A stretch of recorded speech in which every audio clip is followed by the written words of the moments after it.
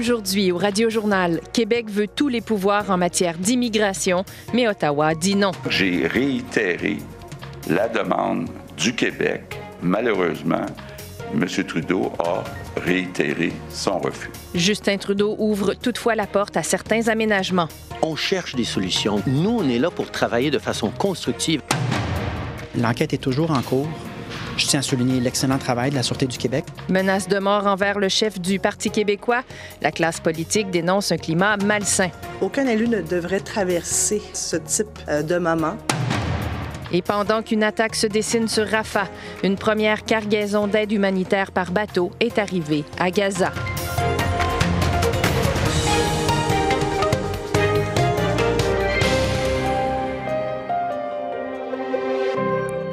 Bonjour, ici Mélanie Hood, bienvenue au Radio-Journal. C'est un nouvel échec pour le premier ministre François Legault dans son bras de fer avec Ottawa sur la question de l'immigration. Lors d'une rencontre à Montréal, son homologue fédéral Justin Trudeau lui a clairement fait savoir que le Québec n'aurait pas les pleins pouvoirs en la matière. François Legault entend malgré tout maintenir la pression pour réduire le nombre d'immigrants temporaires dans sa province. Le compte-rendu d'Alexandre Duval. Après une heure de tête-à-tête, François Legault a eu droit à une réponse claire. Non, nous n'allons pas donner plus de pouvoir en immigration. Le Québec Justin Trudeau se dit tout de même prêt à collaborer avec le Québec pour mieux contrôler l'immigration temporaire, mais avec des mesures ciblées comme celles qu'il a déjà prises, la fermeture du chemin Roxham ou le retour des visas pour les Mexicains. Des transferts de pouvoir, des chicanes constitutionnelles, c'est pas ça qui va régler le problème. François Legault reconnaît que son homologue fédéral a démontré de l'ouverture pour certaines idées. Si Ottawa s'assurait d'avoir un certificat d'acceptation du Québec pour tous les travailleurs temporaires, bien déjà, ça donnerait au Québec une espèce de droit de veto. Ça serait un gain. Mais face au refus de lui donner les pleins pouvoirs, François Legault dit analyser toutes les options pour réduire le nombre de demandeurs d'asile et de travailleurs étrangers temporaires qui explosent dans la province. Il y a une urgence d'agir. Il a l'obligation de nous dire en toute transparence quelles sont ces options-là. Le chef péquiste Paul Saint-Pierre Plamondon y voit une preuve de plus que François Legault n'a aucun rapport de force avec Ottawa, dont l'attitude n'étonne plus le député Vincent Marissal de Québec solidaire. On est très, très souvent dans un scénario de Ottawa knows best. Justin Trudeau veut toutefois agir prudemment car réduire l'immigration temporaire pourrait aggraver la pénurie de main-d'œuvre au pays. Ici Alexandre Duval, Radio-Canada, Québec. Autre dossier sur lequel Justin Trudeau est contesté, celui de la hausse de la taxe carbone. Tout comme le chef conservateur Pierre Poilievre, 7 provinces manifestent haut et fort leur opposition. Valérie Gamache est à Ottawa. Valérie, les provinces demandent au premier ministre d'annuler l'augmentation prévue le 1er avril prochain. Parmi les provinces touchées, seul le Manitoba ne semble pas embêté par la hausse. La taxe carbone, elle, va passer de 65 à 80 $ la tonne le 1er avril, ce qui va représenter environ 3 sous le litre d'essence à la pompe. Les conservateurs vont profiter de la reprise des travaux parlementaires la semaine prochaine pour demander à Justin Trudeau de suspendre cette hausse. Pour y arriver, il y a 2 motions qui seront déposées à la Chambre des communes et pour qu'elles soient adoptées, ils cherchent l'appui des députés libéraux mécontents. Dans une lettre envoyée aux députés, le chef conservateur leur demande de penser à leurs électeurs qui ont de la difficulté à joindre les deux bouts. On peut écouter Pierre Poilievre. Nous mettons la pression sur tous les députés libéraux de voter avec notre motion pour stopper la hausse de la taxe carbone que Justin Trudeau veut imposer le 1er avril. Les gens ne peuvent plus payer. C'est le temps pour les députés libéraux de représenter leurs commettants. Et Valérie, du côté de Justin Trudeau, une annulation est hors de question. Il rappelle que le programme de remboursement de la taxe carbone est encore plus avantageux que l'annulation de la hausse qui est réclamée. On peut écouter Justin Trudeau. Le 3 cents par litre que ça coûte de plus, on le rembourse et encore plus pour 8 familles sur 10. Il y a des gens qui commencent à reconnaître qu'effectivement, les mathématiques sont assez claires. On en donne plus à 8 familles sur 10. Et je rappelle que la Colombie-Britannique et le Québec ne sont pas visés puisque ces 2 provinces ont leur propre système de prix sur la pollution. Merci Valérie. Au revoir. De nombreux élus au Québec ont manifesté leur indignation aujourd'hui face aux menaces dont a été victime le chef du Parti québécois. Un peu plus tôt ce mois-ci, Paul Saint-Pierre Plamondon a reçu des menaces de mort et la police est rapidement intervenue. Diana Gonzalez a plus de détails.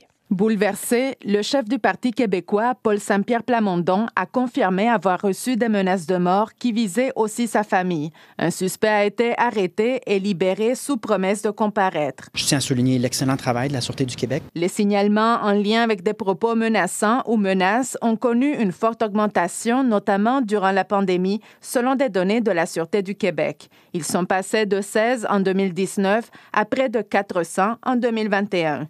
Il y a eu une légère baisse en 2022 et 2023, mais leur nombre reste élevé. L'ex-sergent détective au SPVM, André Gélina. Toutes les menaces sont prises au sérieux et si elles sont effectivement criminelles en concordance avec nos lois, évidemment, il y a une enquête et ultimement arrestation et accusation. La députée libérale Marois Risky a fait l'objet de menaces de mort lors de la campagne électorale de 2022. C'est vraiment de toujours augmenter la sécurité. Moi, j'ai demandé et j'ai reçu le bouton panique. Puis je suis très contente de l'avoir. Le député solidaire Vincent Marissal dénonce aussi ces gestes. On peut pas vivre, nous, en démocratie, puis se présenter pour représenter le monde quand on a l'impression qu'on a une cible de peine dans le dos, là. Un climat toxique observé tant sur la scène provinciale que municipale qui, dans certains cas, pousse des élus à quitter leurs fonctions. Ici, Diana Gonzalez, Radio-Canada, Montréal. En Ontario maintenant, l'annulation d'une loi controversée qui plafonnait les augmentations de salaire pourrait coûter cher à la province. La facture s'élève déjà à 6 milliards de dollars et elle pourrait continuer à grimper. Le premier ministre Doug Ford maintient malgré tout qu'il ne regrette pas ses choix. Les précisions de Mirna Djukic. La loi 124, adoptée en 2019, limitait les augmentations salariales à 1 % par an pendant 3 ans pour plusieurs travailleurs. Cela incluait les infirmières et les enseignantes, notamment, des secteurs cruellement en manque de main-d'œuvre. La loi a été déclarée inconstitutionnelle à 2 reprises. Le gouvernement a finalement capitulé. Ça veut dire que de nombreux syndicats ont eu gain de cause et ont obtenu dès cette année des augmentations de salaire rétroactives. C'est le cas des enseignants à qui un arbitre a accordé 7,25 %.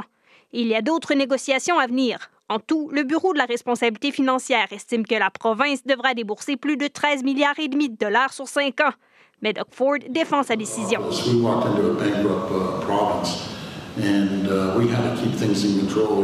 La province était pratiquement en faillite et la loi 124 était la seule façon d'éviter des mises à pied et des coupures budgétaires en santé et en éducation, clame-t-il.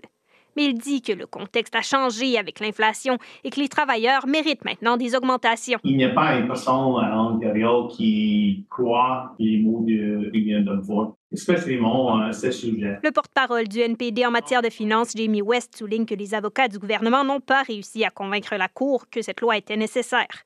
Le gouvernement n'a toujours pas révélé les montants dépensés en frais juridiques dans le dossier. Ici Mirna Djukic, Radio-Canada, Toronto. Ailleurs dans le monde. Conflit au Proche-Orient, une première cargaison d'aide humanitaire est arrivée par la mer dans la bande de Gaza. Cette opération doit servir de banc d'essai au corridor maritime annoncé par l'Union européenne. François Joly suit la situation. François, la distribution de cette aide aurait déjà commencé. Oui, Israël affirme que 130 palettes d'équipements humanitaires et 115 tonnes de nourriture et d'eau ont été transférées sur des camions de l'ONG World Central Kitchen. Une aide qui est attendue impatiemment dans l'enclave palestinienne. Les médecins disent ne plus voir de bébés de taille normale. Il y a 180 femmes affamées et déshydratées qui accouchent chaque jour, selon un responsable de l'ONU. Un quart des 2,3 millions d'habitants de la bande de Gaza sont au bord de la famine. Plus de la moitié des Gazaouis, d'ailleurs, sont réfugiés à Rafah, au bord de la frontière égyptienne, où le premier ministre israélien a d'ailleurs approuvé un plan donc préparé par les forces armées en vue d'une offensive contre Rafah. On a très peu de détails, mais celui-ci comprendrait l'évacuation des civils. Israël n'a pas non plus donné d'échéancier pour une telle offensive. Et sur le front diplomatique, Washington se dit encouragé par la dernière proposition du Hamas en vue d'une trêve prolongée. Oui, le Hamas qui n'exige plus un cessez-le-feu permanent, il demande plutôt maintenant une trêve de 6 semaines. Le groupe réclame toutefois toujours le retrait des troupes israéliennes et offre la libération de dizaines d'otages israéliens en retour de celle de centaines de prisonniers palestiniens.